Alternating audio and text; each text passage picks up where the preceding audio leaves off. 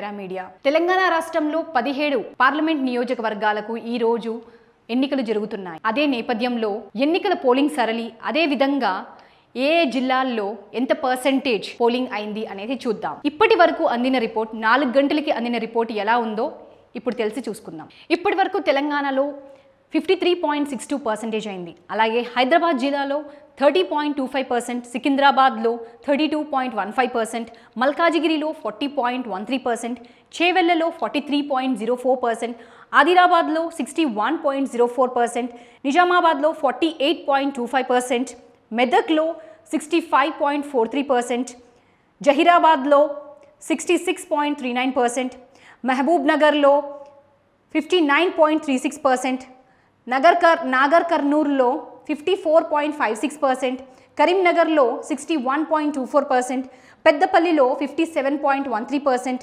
నల్గొండలో 60.86%, భువనగిరిలో 60.03%, వరంగల్లో 54.75%, మహబూబ్ నగర్లో 58.36%, ఖమ్మంలో 57.65% పోలింగ్ నమోదైంది.